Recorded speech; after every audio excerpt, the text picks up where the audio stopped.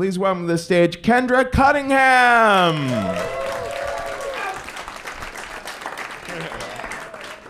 Thanks so much.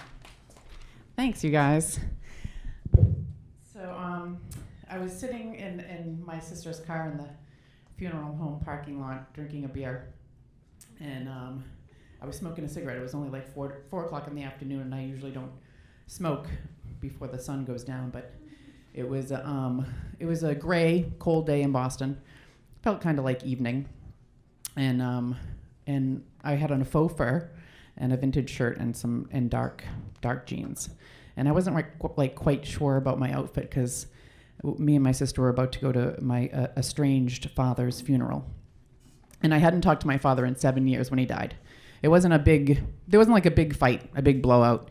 It was just like years of shit and unresolved anger, you know. Still to this day, nobody in my family has ever really learned how to deal with anger. You know, it's like, sit down and talk to you for 5 to 7 minutes about something you did that pissed me off. No, thanks. I think I'll opt for the act vaguely uninterested in you for 5 to 7 years option. Thanks. See if you ever wear the same prom dress as me again, you know.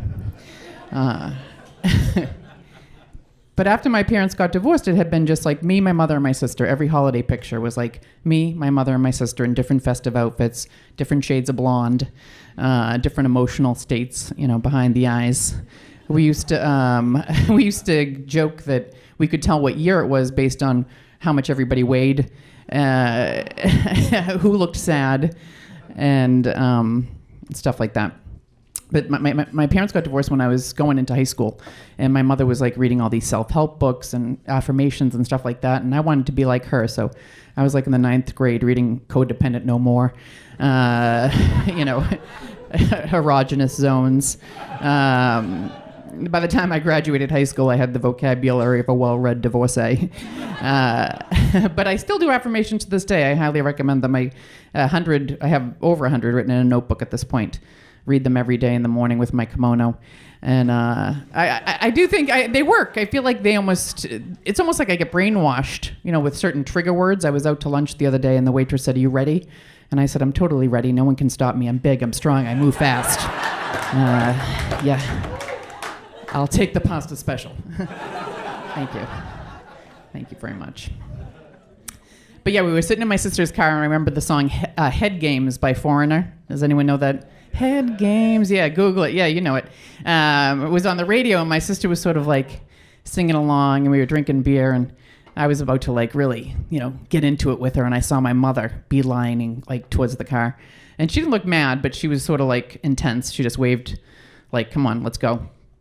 And I could see my father's best friend was standing in the funeral home like entranceway. And my father was one of these guys. He didn't drink. He didn't do drugs. He really didn't like comics who swore. Like that was his big thing. He was like, you can't be funny and swear at the same time. But his best friend was like literally like a booze bag bookie. Like he drank every day, and he had an illegal job. Yet I would get in trouble if I didn't put the salt and pepper back in the middle of the table when I was done. You know what I mean? Like that was the type of mentality he had. I didn't really want to go. I'll be honest. I didn't really want to go to the wake in the funeral because I knew that there'd be a lot of people there who knew my father socially and thought he was a really good guy, and I thought he was a dick, and and I knew it wasn't like the place to go to disprove my father's character. You know, it was kind of not the appropriate timing, but there was a little part of me that would be like, well, it could be cathartic, but I didn't. Me and my sister went into the funeral home and my mother was like right inside the door with all her friends, and her and my father had met when they were like 13, so they knew the same people. They were friends with those same people 50 years later, and even after they got divorced, they were both friends with the same group. Carol and Cutsy was my parents' names. My father's nickname was Cutsy. Why? We don't know. He claimed it was because he worked in a butcher shop when he was a kid. But my mother knew him since he was 13, and she never knew him to work in a butcher shop. Nobody asked any questions. No one did any investigating. We just called him Cutsy. And after they got divorced, he used to give me like tickets to sporting events and concerts and stuff to keep me on his good side.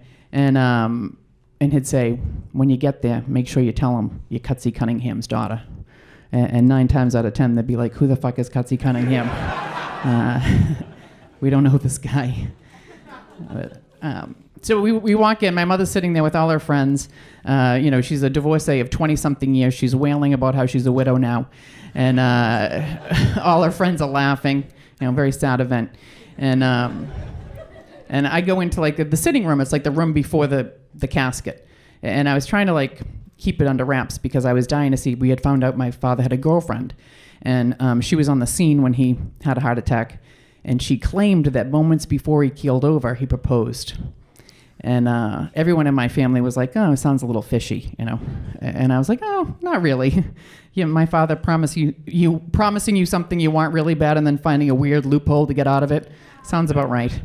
But in the sitting room, they had all these collages. It was like poster board with, photos pasted to them, mostly of my father and this girlfriend.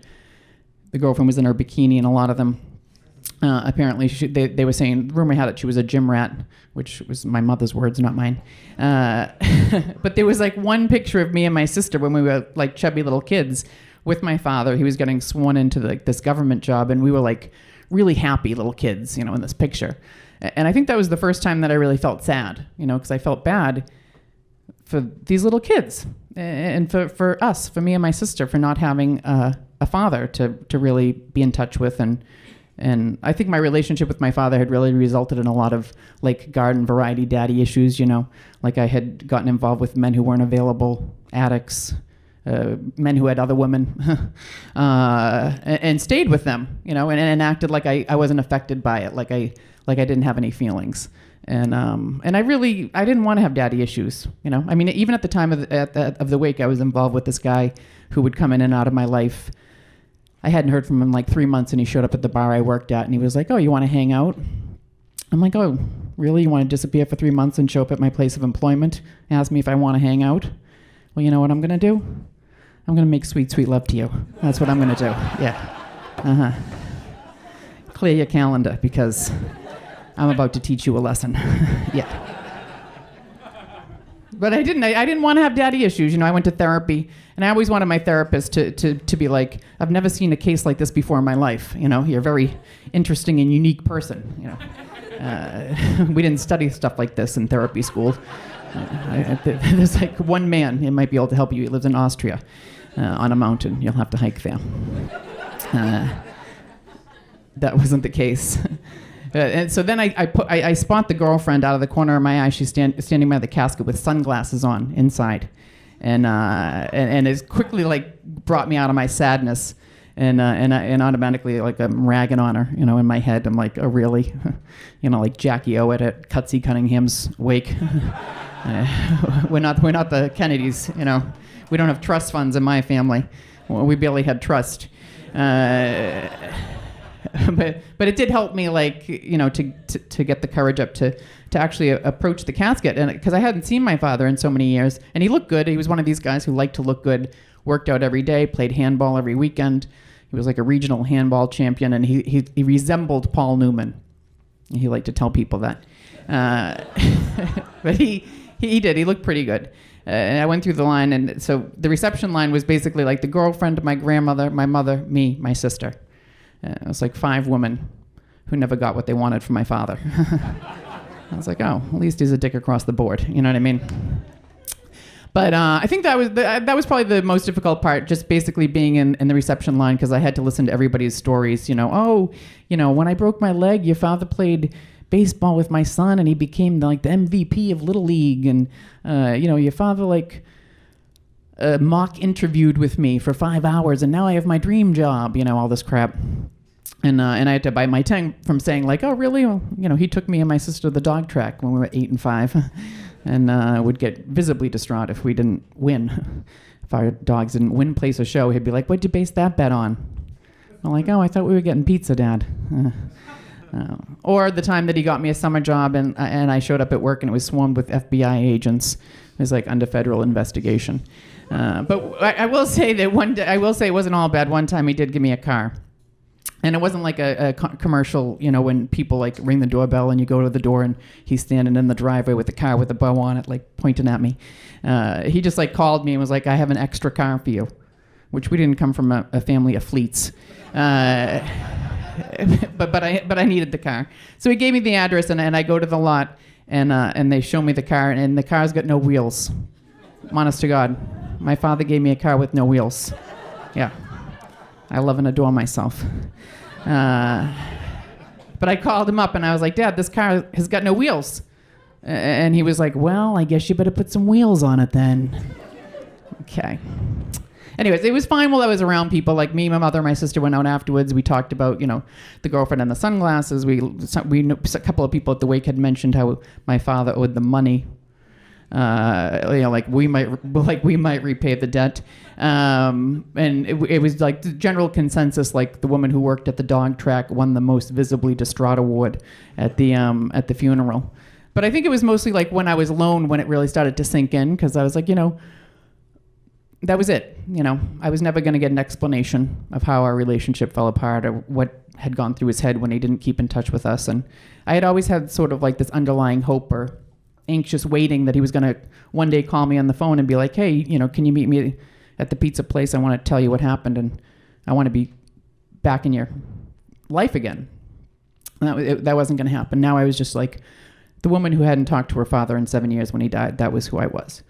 And I didn't want to be that person. I feel like I didn't really like self-identify as being broken. And I tried to rationalize it by being like, oh, well, maybe my daddy issues will go away, like ding dong, the witch is dead type of thing. And but they didn't. I went back to therapy. I did affirmations, back to therapy again, and I really don't know if I would have ever like contacted my father had he lived longer. I think I might have tried to retaliate in some way. I feel like my primary motivator is spite. But I do think that it took him like passing away for me to admit that he had an impact on me. I feel like if I had admitted that when he was alive, I would have felt like he won. So I definitely think that I still have some issues. I'm not perfect. I'm better than my father. That was like 8 years ago that he passed away, and I still get letters every year from the IRS. He owes them, what he owes them plus interest and fees is like $64,785 or something. So, and every time I open it, I can just hear my father going, "Oh, they want money?